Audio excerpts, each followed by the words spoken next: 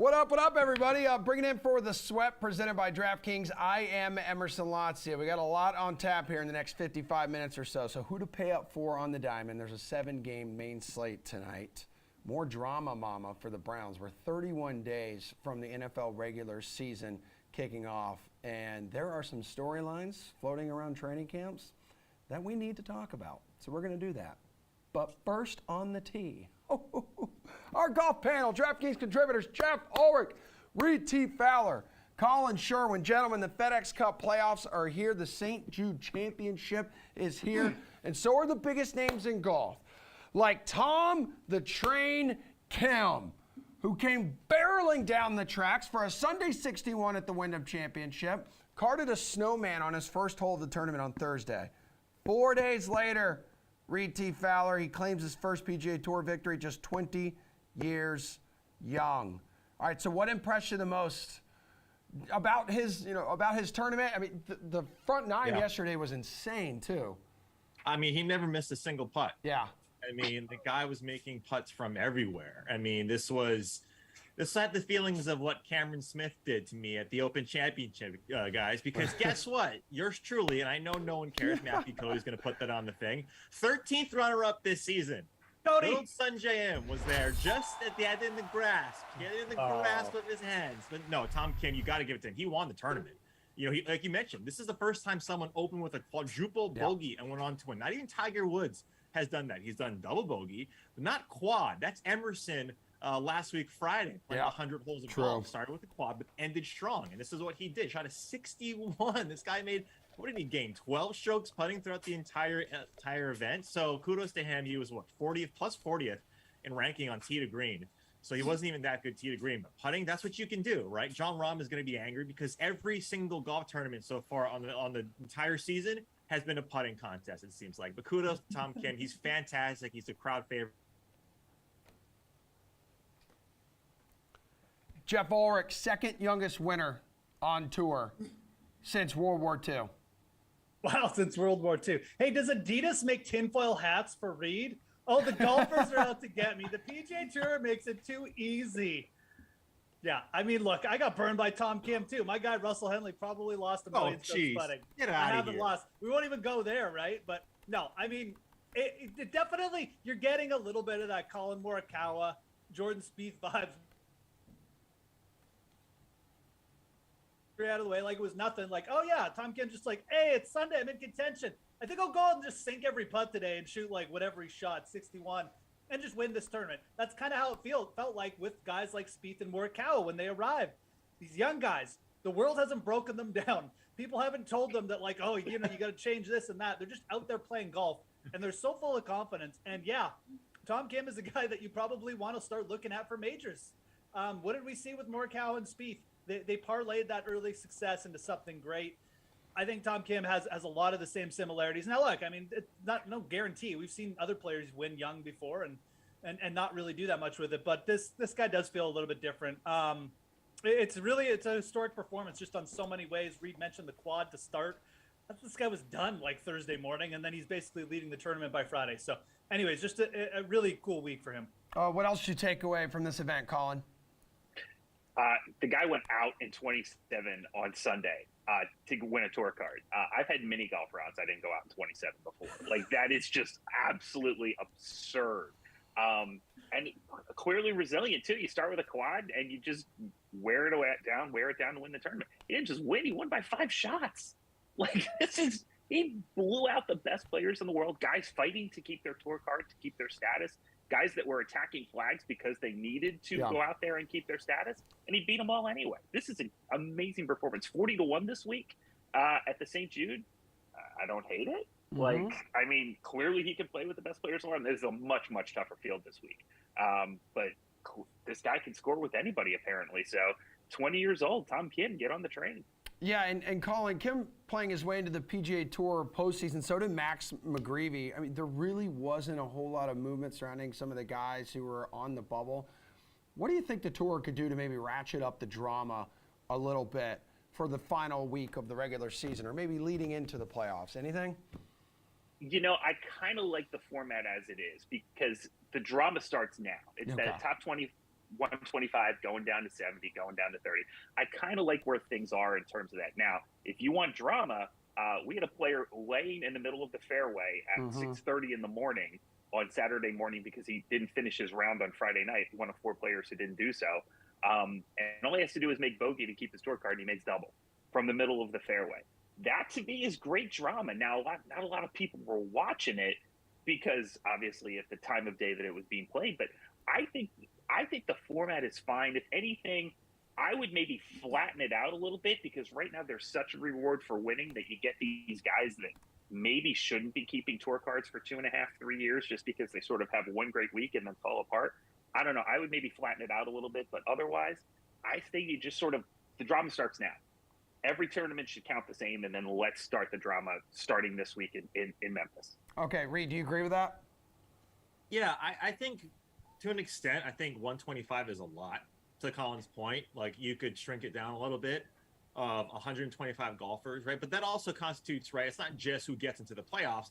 It's also guys who make the top 125 get, conditionals. I think 120, like 126 to like 200 get conditional status. So there's a lot of other things too that are based off the 125. It's not just who get into the playoffs. And I think top 125 also get into the players for next year. So Ricky Fowler, who made it on the number, he got qualified for the players in 2023. So there's a lot of implications to that.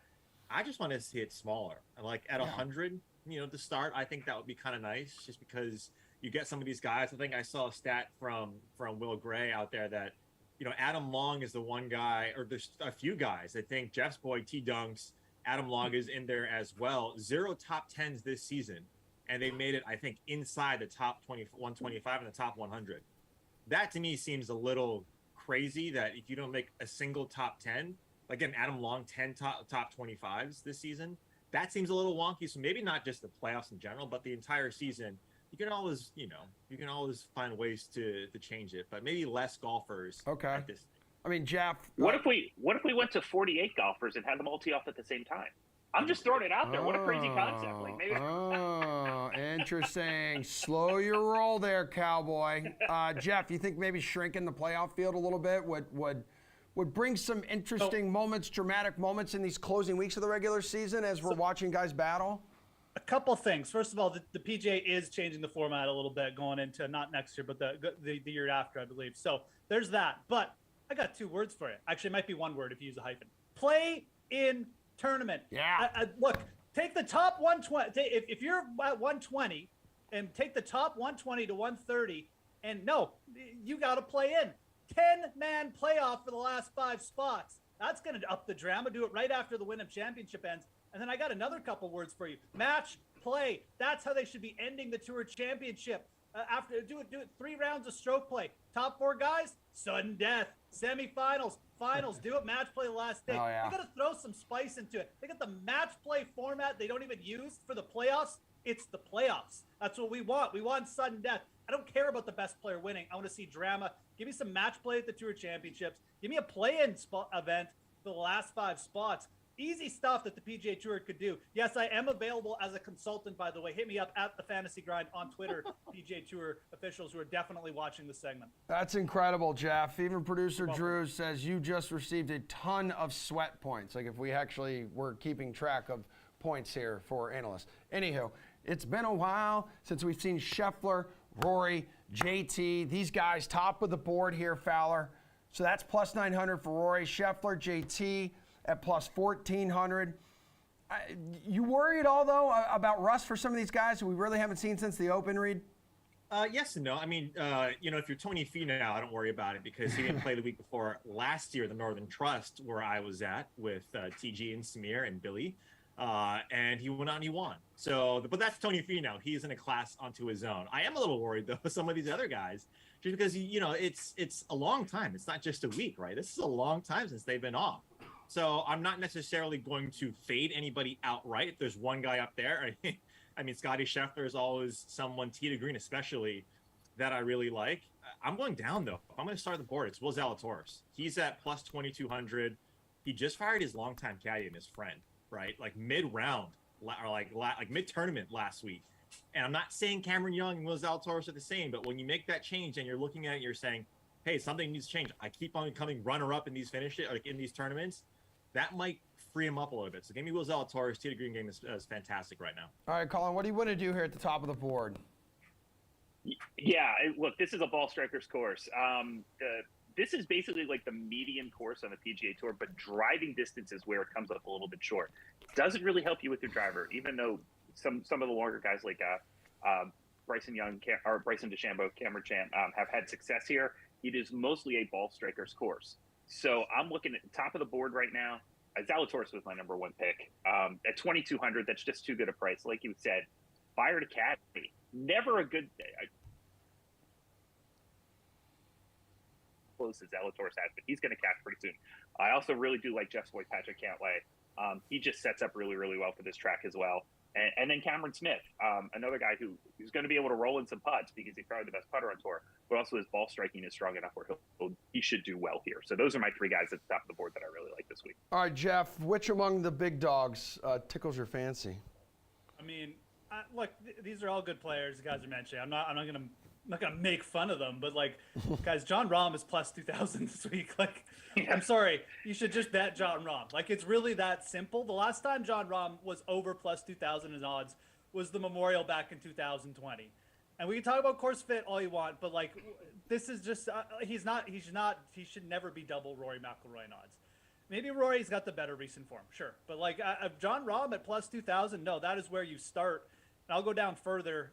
Victor Hovland at plus 3,500. Like, sorry, but like, he shouldn't be bigger in odds than Will Zalatoris. I like Will Zalatoris too, but like, there's clearly a recency bias going on here. You need to take advantage. Rahm and Hovland just kind of out of the public's minds right now. Hovland was top 5 at the Open Championship. I don't know why he's plus 3,500, but Rahm especially. Both those guys are where I would go. I would take the value. This is a really deep field.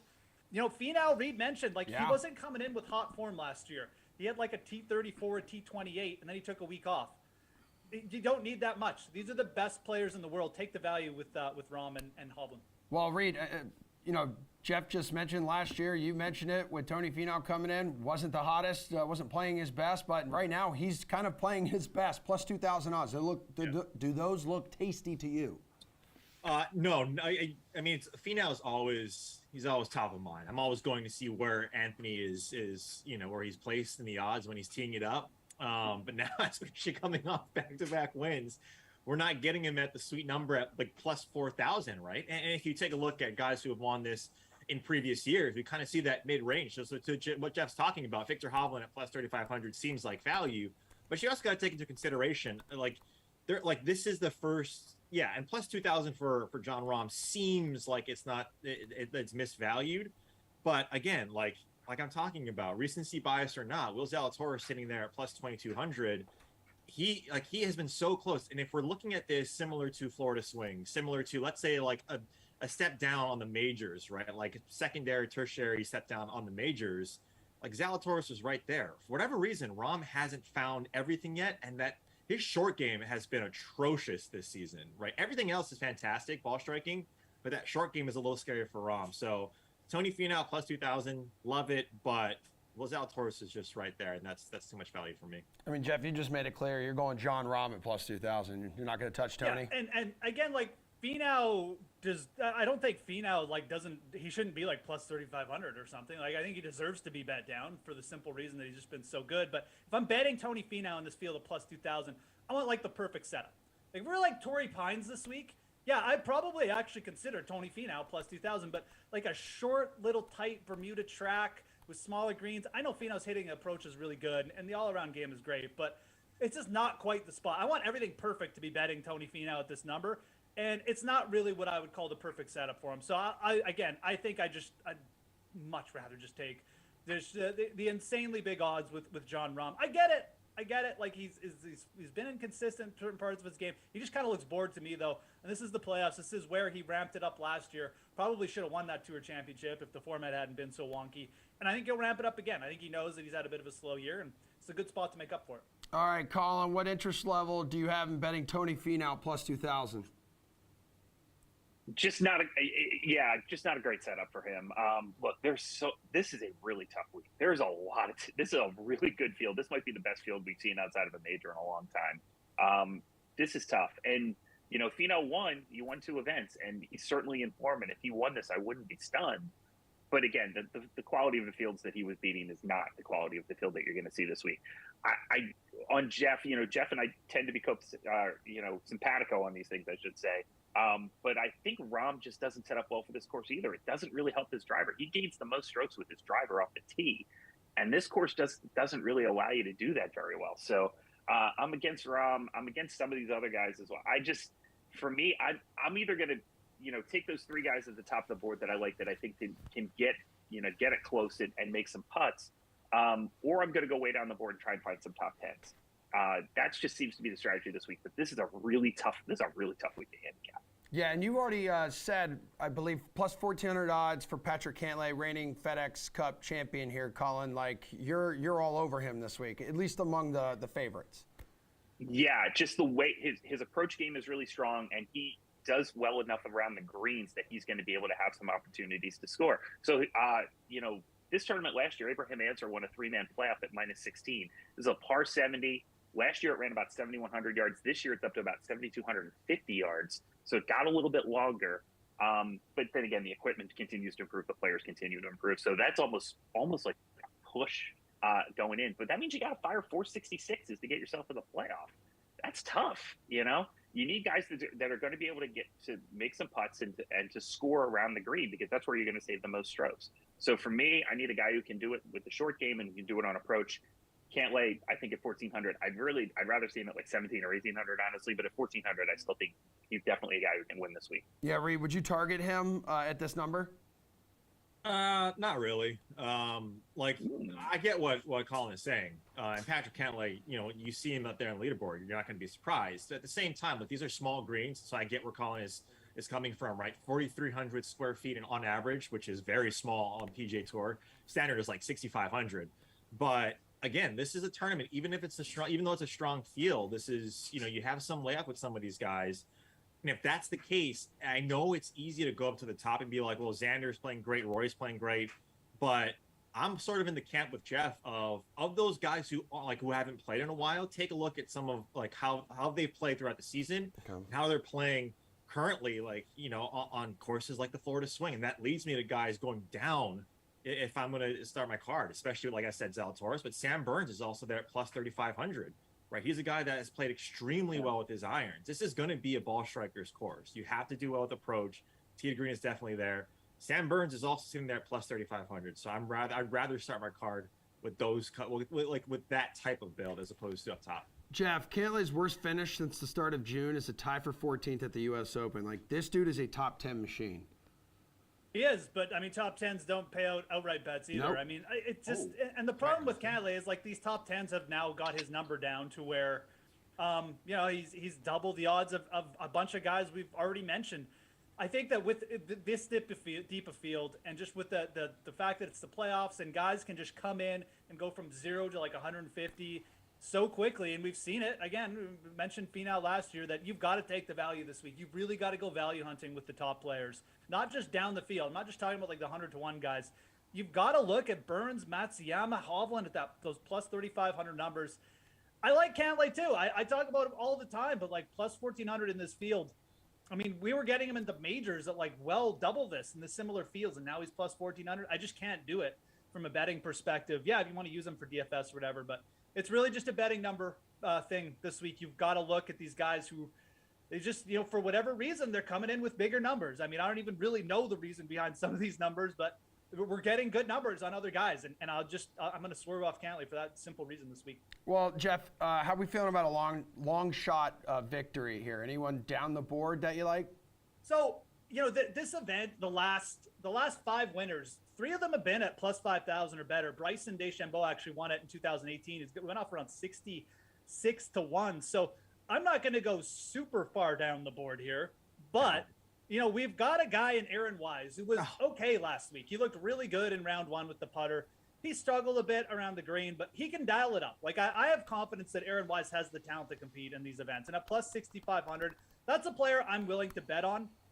If you want a plus 1,000 or 100-to-1 shot, I think staying on Chris Kirk is absolutely fine.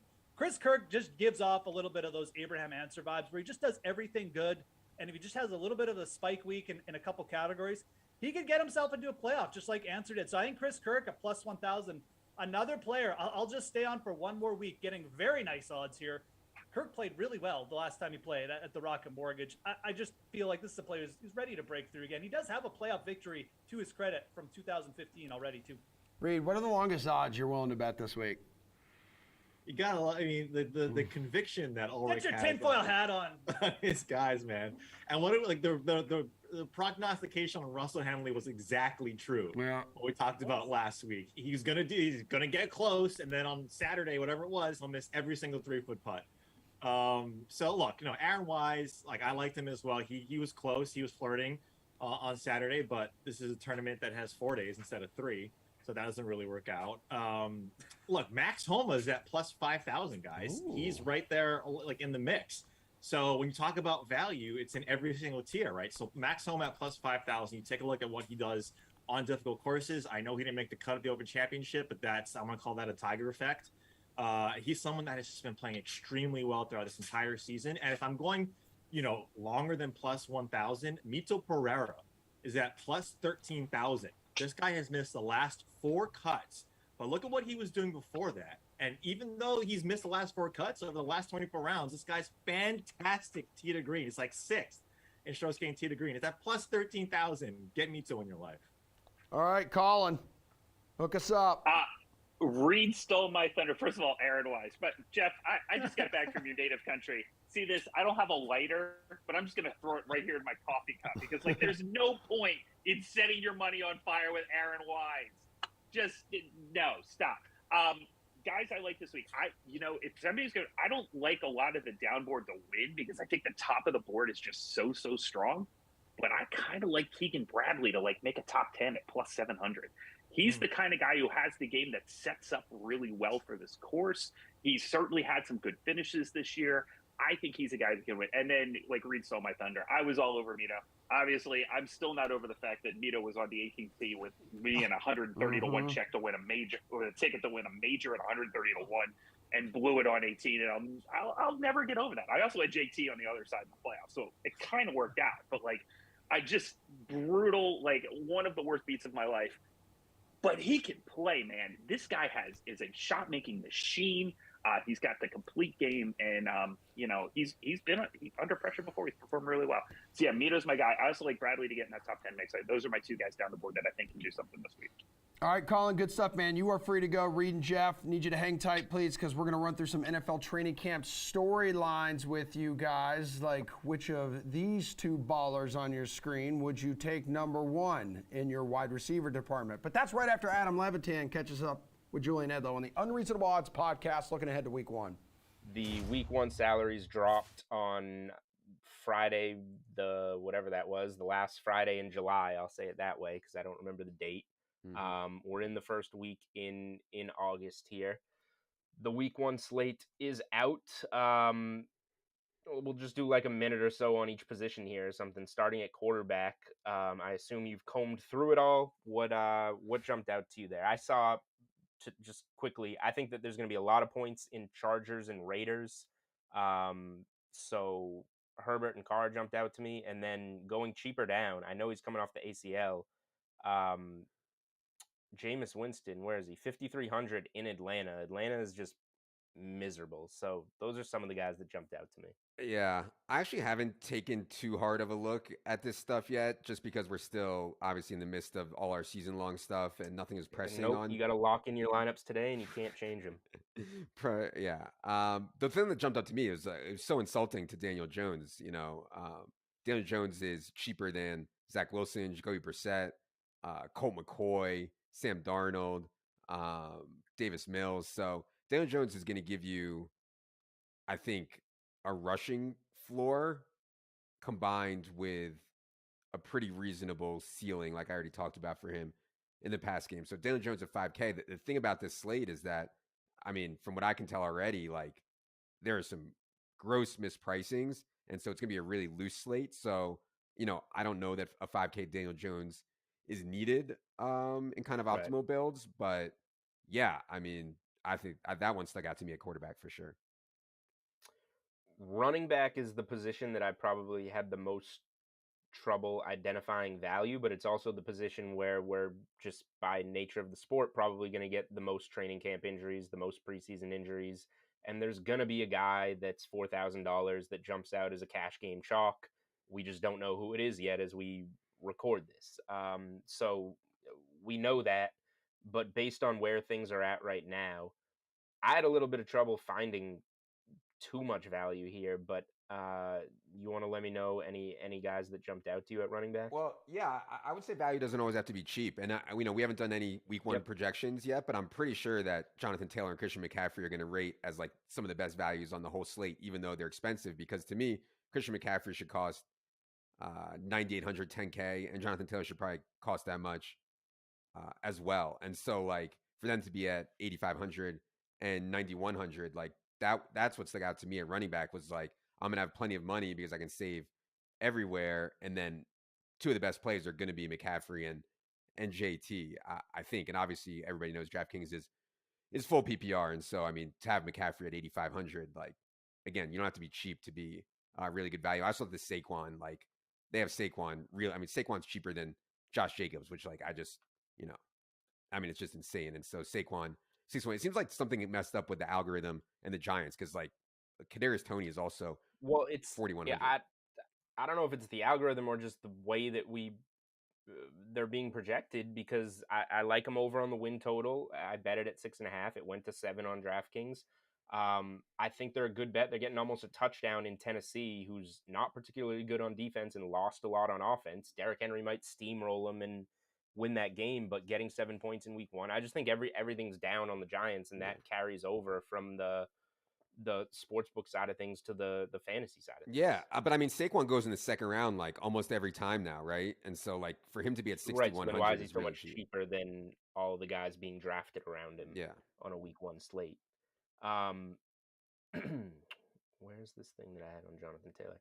I'm with you on Jonathan Taylor. That's the one guy that I wrote up in my article, and that's, if we have our Jameis Winstons, our Daniel Joneses, maybe that's where they do come into play, because Jonathan Taylor steamrolled the Texans both times last year for like something like 150 yards and 2 touchdowns per game. So I think he's just the guy. I think that I predict that you're going to get off to a rocky start to your touchdown under on Jonathan Taylor.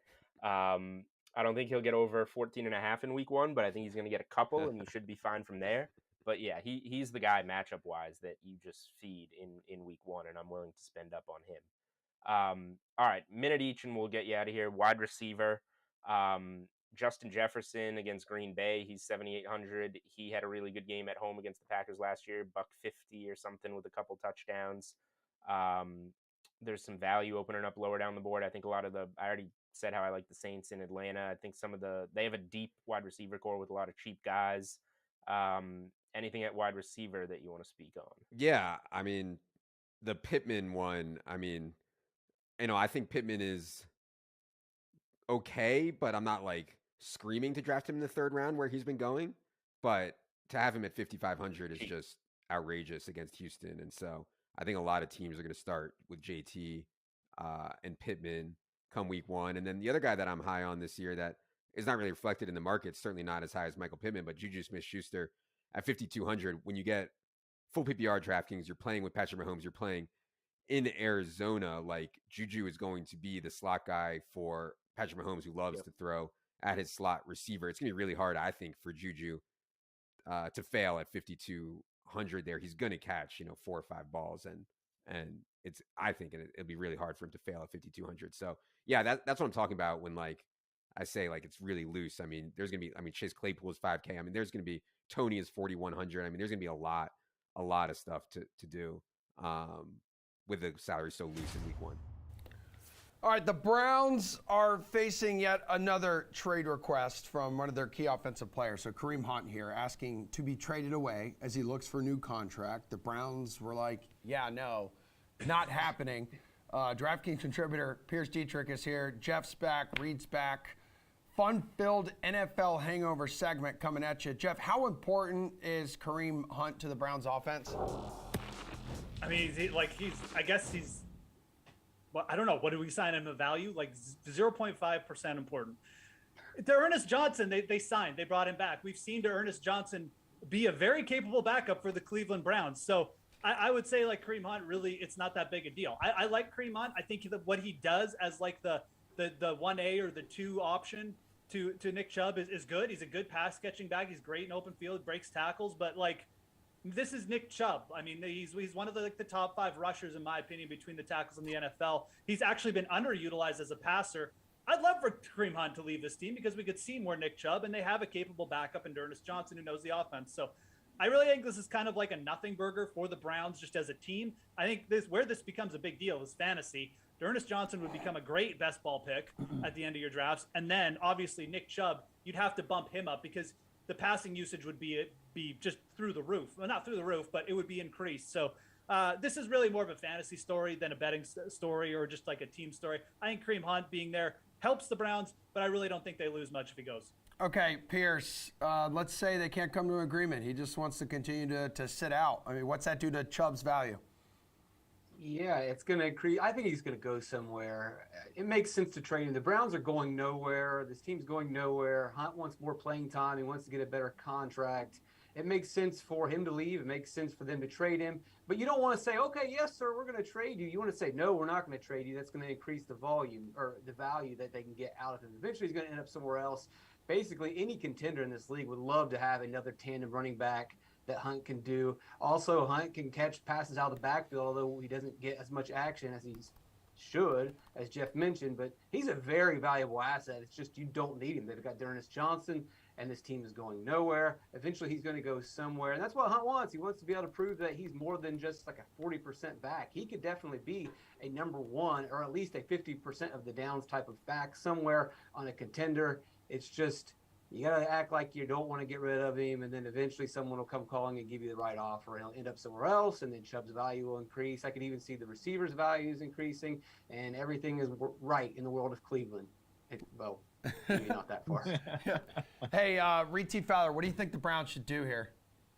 Yeah, I mean, I don't know where Jeff's coming in. 0.5%. Like, I think Kareem Hunt is valuable to the Browns, especially when you have a guy who can start anywhere and be a 3-down back at any point, right? It gives you the ability that if Nick Chubb when he goes down, not if, but when, because he's been dealing with injuries throughout his entire career, they're not worried, right? You don't really miss a step with Kareem Hunt. So it's maybe less like perceived, but more actual value with Kareem Hunt because, he's averaged 70 scrimmage yards per game, which is not a lot, but 19 total touchdowns over the last 3 years. That's an average of close to 6.5 touchdowns per season. And that's pretty good for your backup running back, so to speak. So, but I'm with these guys. Like any team would love to have Hunt, right? I mean, right now, I think his base salary is 1.3, the bonus of like $5 million. That's nothing in the NFL. And I think he goes to Jeff's team, the Atlanta Falcons.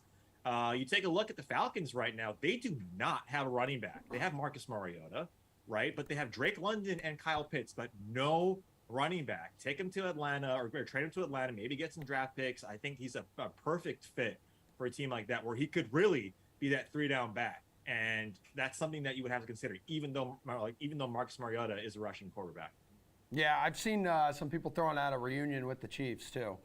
Yeah, but there's like 17 running backs. Yeah, I know, for sure. Good news in Tampa Bay here, guys. Chris Godwin, he practiced on Friday, and his availability could attract some fantasy owners who may have passed on him due to his ACL injury that he's returning from. Should people proceed with caution, though, when drafting him in season-long leagues, Pierce? I can't do it in season long. I'll let someone else handle that grenade. The injury, hey, he's looking better, but that thing's going to linger. You just don't know for sure. And more importantly, there's just too many mouths to feed. They've got all kinds of wide receivers. They got a great running game. They've got tight ends. I just don't see it. I don't want to go anywhere near this. And also, when you roster a guy with possible injury concerns for a good team, he can sit out extra games. He can just take fewer snaps. I would much rather roster a guy with injury concerns on a borderline playoff team that's going to force it and get on the field, play extra snaps, like Devontae Parker for the Patriots. I doubt he's going to sit out very many. Now, Patriots are a little better than a borderline team, but I can't see him resting as much as Chris is going to rest. Kadarius Toney's another guy that I think he's going to need to get on the field, stay on the field. A lot of injury concerns, but the Giants aren't going to want him to sit out as much as Godwin can sit out. They just can't do that. And you look at these guys' ADP, Godwin's got an ADP in the 50s, whereas Tony is the 100. So I'd much rather take those savings. Jeff, a lot of mouths to feed here, man, but he did establish himself as the clear workhorse for Brady. So led the team 98 passes, caught 98 of them, 1,100 yards. He's a great player, absolutely. And like, if this was healthy Chris Godwin, we'd be talking about him as like, close to a first-round draft pick potentially. I could see him getting built up like that, or at least like a mid-second. But look, I mean, what did the Buccaneers do this offseason? They've brought in multiple pass catchers, Gage, Julio Jones, even Kyle Rudolph to beef up tight end. Like, Pierce is right. There's a lot of mouths to feed. This is a good team. There's absolutely no reason to rush Chris Godwin back. Maybe they start 0-3 or something crazy, and then they're like, okay, get on the field, guy. But you are really just like rolling the dice here. He could even go on the PUP list and miss six games to start still. That's still a possibility. Just because he missed it for training camp doesn't mean he can't start there. So there's a lot of things going on. I think for the playoff run, maybe we get Chris Godwin back, but like, we haven't even talked about the performance issues. It's an ACL tear. We do see guys still take that extra year to get back from it. I mean, he's not at the stage in the recovery where he's full go yet. His ATP is still too high. People just seem to be taking a given here that he's going to hit the field like 110%. It's just avoid it. I mean, there's way better ways to get exposure to the Tampa Bay offense with Julio now, and even just drafting Mike Evans as like a mid-round second who's going to get 1 million targets. So no, Godwin is just a no-go for me this year. Yeah, Reed, Brady often targets like Evans in the red zone. So Chris Godwin doesn't get a whole lot of touchdowns, but man, in PPR leagues, like, he dominates with his abundance of catches. Yo, good word there, Emerson. That's the biggest word I'm going to use today, man. My brain very hurts. multi-syllabic there. I'm proud of you. I don't know what these guys are talking about. I mean, Jeff just mentioned Julio Jones, and we're talking about injuries. When was the last time Julio Jones played 6 games in a season as opposed to a full season? Like, that's what you're afraid of? You're afraid of Kyle Rudolph catching, like, give me a break. Look, I get that he's hurt, right? He came back to practice, I believe, yesterday. Doesn't mean he's going to be ready. He could still be on the PUP list, which probably puts him out to like week 3 or week 4. But his ADP right now in redrafts is like 54th, which is mid-4th round. Who else are you getting there? Like dead zone running backs, or you're getting some other like wide receivers that aren't Tom Brady's wide receivers. Guys, this guy had 9 targets last year, 9 targets per game last year. Like, he is fantastic. He was wide receiver 6 in full PPR before he got hurt.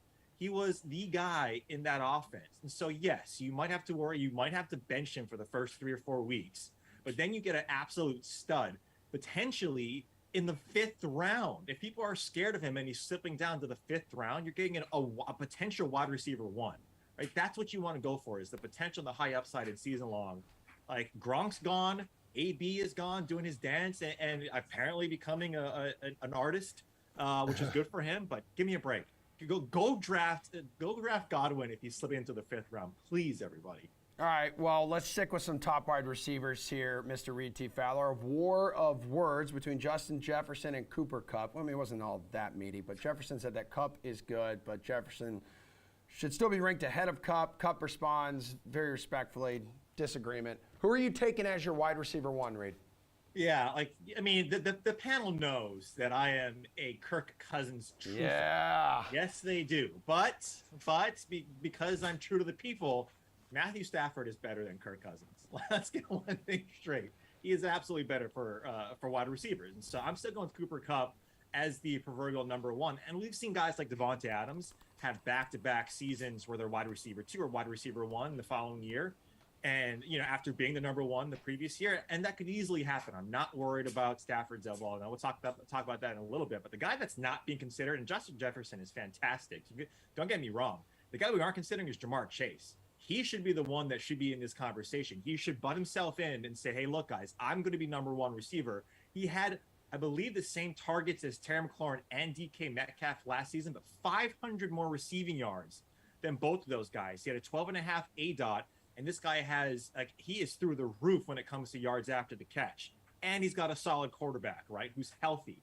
So give me Jamar Chase as the number 1 guy, not, these 2 guys that are, politely disagreeing. All right, Jeff, are you going to go in a different direction as well, like Reed here? Not just pass over these dudes? You know what? I'll give Reed credit. I actually like his Jamar Chase take. I think that's a fine comparison. He's also got like Joe Burrow to work with. But in terms of Kupp versus Jefferson, I think Justin Jefferson is going to break the league this year. I really do. You look at things like air yards last year. Like Kupp was really just a target monster, and he was super efficient. And I don't think a ton of that is going to change. But what did the Rams do? They bolstered their offense a little bit with Allen Robinson in, who's actually a bit of a target monster in Chicago at times. And then you've got Justin Jefferson getting the Sean McVay disciple now. What I think you will see with Justin Jefferson is actually his yards per target go down a little bit, his ADOT perhaps, but his target share go up and his catch rate go up. And I think that's going to lead to a Kupp-esque type of year and perhaps even better. I'm all in on Justin Jefferson. I don't care that his quarterback is Kirk Cousins. I think Cousins will also benefit from the new head coach anyways. These guys were playing in a fossilized Mike Zimmer offense last year. And Jefferson put up monster numbers. What is going to happen when they get someone who is actually a little bit offensive minded? I'm big on Justin Jefferson. I think he is the number one option at wide receiver this year for all things. All right, Pierce, who's your wide receiver one? Well, I'll jump in on what Reed started with the Jamar Chase thing. And the Bengals also improved their offensive line. And when we talk about ADOT and throwing these deep passes to Jamar Chase, if you can block a little bit, that's going to open up even more of those passes. We saw what kind of numbers he got without an offensive line. He could be in line for a monster season. But I will also agree with Jeff and say that this is going to be a Justin Jefferson season. We've seen what Kupp's done. Kupp doesn't need to talk. His numbers speak loudly. His trophy speaks loudly. But I like the bravado from Jefferson. The fortune favors the bold. He's got a new offensive-minded head coach that brought with him the OC from Los Angeles. I know Kirk Cousins is not Matt Stafford, but we could see the best version of Kirk Cousins that we've ever seen. And just the previous version was pretty good for Justin Jefferson. If they can just improve Cousins' play a little bit, Jefferson's still young. We can still see an even higher ceiling. I think we all agree that we have seen Kupp's ceiling. There's no way that he improves on that, especially with all the weapons around him. There's just no way. But with Jefferson, I have a feeling that we could see even more from him. But a lot of it depends on Cousins. A lot of it depends on the new offense. But we should get a pretty good idea over the first couple games. Yeah, and then you got to consider Matthew Stafford. You got the elbow injury thing. We'll see what happens. See what happens with that team.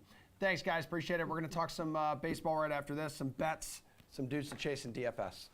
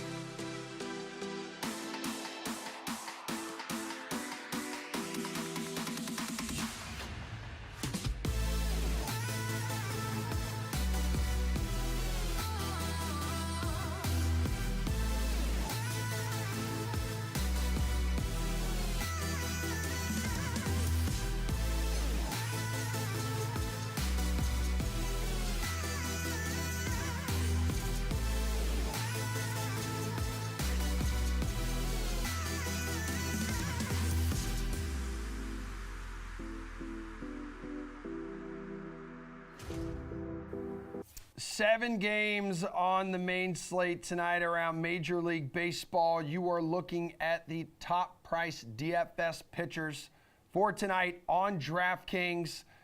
And let's dive into this a little bit. Let's have a little BP with RotoWire's Paul Bruno and Eric Halterman. Good morning, gentlemen. Talking best MLB plays for DFS and Sportsbook tonight. We'll start in DFS on DK. So favorite DFS pitcher tonight, Eric? Yes, I think this part of the year in particular, it's really important to pick on those very weak and sad post-trade deadline offenses. And that's why I'm going with Zach Gallen here tonight at 7,900 against the Pirates. They're a team that's 28th by Team WRC+. Ben Gamel has regularly been hitting third or fourth for this Pirates team. There's just not a lot there. Gallen doesn't even need a bad matchup to be interesting at this price. 3.31 ERA on the season is better than what the ERA estimators say, but he's been a solid pitcher. This version of Gallen actually is about a league average strikeout guy who doesn't walk many guys and gets a lot of grounders. Previously, he was more strikeout first, but this version works as well, especially recently. 2.22 ERA over his last 4 starts. That number should stay low against a lineup like the Pirates here. All right, Paul, where are you going? I'm right with my partner, Eric. Zach Gallen's been dominant over his last 4 starts, as he said. He tops the RotoWire Value Report. I'm sure Eric saw that too, projecting at 18.28 points tonight against the Pirates club that currently sits 20 games under 500. So I'm with him, picking on one of the lesser light teams, and I'll gladly spend 7,900 there. If you're looking for another pick, though, you go to the top of the board and look at Chris Bassett of the Mets for 9,300. I love the favorable matchup he gets against Cincinnati. The Mets starter on a great roll, 8 quality starts in his last 9 outings. That's why the price is high. All right, let's go to best hitter tonight in DFS. We got them all on your screen. You got Aaron Judge chasing home run history. A couple other dudes on there who have been pretty good at hitting taters. Paul, who do you want?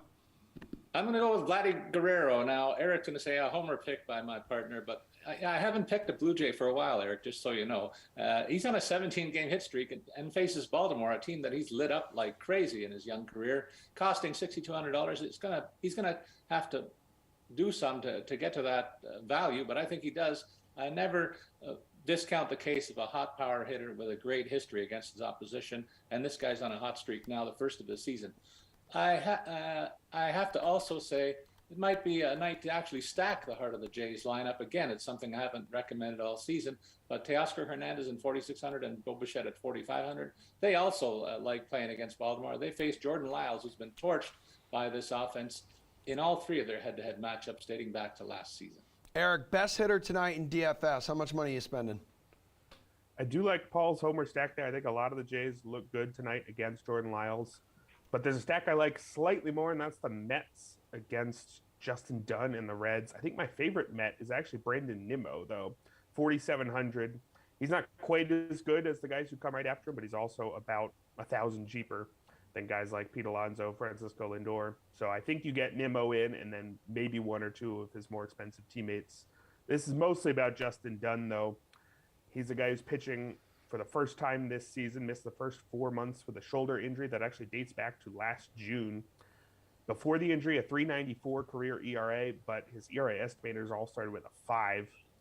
Doesn't get strikeouts, doesn't keep the ball on the ground, and walks a ton of guys. And that's basically been his story in the minors. In 8 starts in the minors as he made his way back, a 6.75 ERA. So I want all the Mets. Nimmo in particular, though, he's been setting the table, scoring a lot of runs, and has a 926 OPS over his last 11 games. So he's on a roll. But even if he wasn't, given the matchup here, I'd be all over him. Paul, who's your favorite value play tonight? I go back to Arizona versus Pittsburgh to plug in outfielder Alec Thomas for $3,600. He had a really nice 6-game hit streak. A lot of power in there too. Snapped in his last game. I like his chances to start another against the Pirates on a bullpen day for them. I also like Luke Voigt for $3,700. His power bat's on a heater as he's collected 4 multi-hit games over his last 8 starts. I like that too. I'll take the chances for him to extend that success against Cubs righty Keegan Thompson, who's been lit up pretty good in 4 of his last 6 starts. All right, Easy E. Well, Paul just named my guy. It's Cubs righty Keegan Thompson. At 6,700, I know he's been somewhat unreliable lately, but look, you're not paying for a reliable ace here. You're paying for a guy who gets to face the Nationals. And as I talked about earlier, this part of the year in particular, the bad teams are really bad. The Nationals were quite bad to begin with, and they just traded away Juan Soto and Josh Bell from a lineup that was already, I think, 8th worst by Team WRC+. There is not much left in Washington. We could play one of my favorite games, Name a National, and we'd run out after about 4 or 5. Thompson is pretty forgettable. 3.48 ERA in the season is better than he deserves, according to the ERA estimators. But all I need is competency against a lineup like this in this kind of price range, and I think he should at least be competent. Guys, the Padres just 1-4 since acquiring Juan Soto, so it's officially one of the worst trades in Major League Baseball history.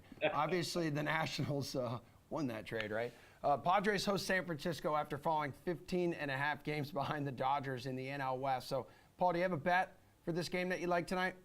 Well, I'm like you. I'm waiting for the Padres to put together a big night offensively. I think it comes tonight, so I'm gladly giving up 1.5 runs on the run line to collect on the plus 135. Look at Alex Wood has given up 4 homers over his last 16 innings pitched. That's not a good sign as he faces all of those power bats in San Diego's lineup, and they're going to go off at some point. Might as well be tonight. All right, Eric. Yeah, I gotta say, I do love the moves for the Padres. They were never gonna catch the Dodgers. This was about making sure they got a wild card and making sure they're the best team in the playoffs. I think they set themselves up well. I'm still taking the Giants tonight, though. Plus 160 is too much. I think these teams are closer than that, even though the Padres should be favored. Feels like a plus 130-ish to me. Alex Wood, he has given up some homers of late, as Paul mentioned, but that 4.42 ERA on the season is about a full run worse than what some of the ERA estimators say he deserves. About a league average strikeout rate, avoiding walks, and keeping the ball on the ground. That's a package that should work a lot better than it has. He was knocked around for 6 runs last time out by the Dodgers, but he allowed a total of 5 earned runs over his previous 5 starts. So I think he gets back into that form here, and I think he'll go toe-to-toe with Blake Snell, who's another guy whose ERA estimators are better than his results. 4.16 ERA, but the ERA estimators are about half a run better. Gets a lot of strikeouts, walks a ton of guys, gives up some homers. He's a good pitcher, but I think Wood is close enough to him, and the lineups are similar enough even after the Padres trade that I think plus 160 is just too much for the Giants here. Well, the Yankees haven't won since the trade deadline. They were just swept by the Cardinals, and they're heading to Seattle after dropping 2 of 3 against the Mariners last week. Talk to me about a bet you like in this matchup, Eric. Well, the odds are quite close, and I think they're deserved to be, but I do slightly lean Yankees at minus 115 here. The two pitchers are actually remarkably similar. Jameson Taillon has an ERA just shy of 4. Logan Gilbert has an ERA just over 3. But if you look at pretty much all the ERA estimators I can find, they're within a tenth of a run of each other. Neither of them gets a ton of strikeouts, but they both really avoid walks. So that keeps their ERAs down in theory, not always in the case for Taillon, but it keeps their ERA down despite the fact that they don't keep the ball on the ground all that well. The Yankees, though, they're top in Team WRC+, whereas the Mariners are merely 10th. I think that big lineup advantage, which persists even through Giancarlo Stanton's injury, because, of course, Julio Rodriguez is injured on the other side. I think that big lineup advantage is enough to make minus 115 look like a fair enough price. All right, Paul, what's a bet that catches your eye in this game? Well, I look at the fact that both pitchers, like Eric said, have pretty good numbers on the season. They're both 10-game winners. So I'm hoping for a pitcher's duel. I like looking for those, as you guys know in the last couple of weeks. I've hit on a few of them. And this one figures to be another. So I expect a low-scoring game. That means that I like the under 7.5 run total in this matchup. All right, dude. Slate-approved pick time. Favorite bet tonight, Paul? Look, when the Jays and Orioles clash tonight, I expect to see a lot of runs. I already made the case for the stacking of Toronto's offense earlier. Throw in the fact that their starter, Yusei Kikuchi, has been wildly inconsistent all season long, and I expect to see both teams contribute to getting over the 9.5 run total. In fact, I think they're going to go well over it, so I'm looking at the alternate line of 10.5 and looking at the better payout of plus 130 there. Eric, bring us home. Yeah, I'm looking at that same game, actually, and I think Paul made some good points about the run scoring, but I'm actually going to just prefer Blue Jays minus 135. The reason there is Yusei Kikuchi maybe is figuring things out. He's had a career where it always looked like there's something there and it's never quite come together, but in his last 2 starts since he returned from an neck strain, he's gone a total of 9 innings, allowed just 3 earned runs on only 5 hits, striking out 10 and walking 2. It's a small sample, but he's got an Orioles team here that while they're technically in the race, they know that they're playing way above their heads. You don't trade Trey Mancini and Jorge Lopez if you don't think you're playing way above your heads. I think minus 135 is pretty comfortable if Kikuchi can put together a 3rd straight good start here. All right, appreciate you guys. Thanks for all the help. Thanks, everyone, for watching. We're back here in studio. Another live show, live edition of The Sweat, 11 o'clock Eastern time on a tasty Tuesday. You got the slate tonight. 5 o'clock, and Madden kicks off here at high noon. So thanks, everyone, for watching.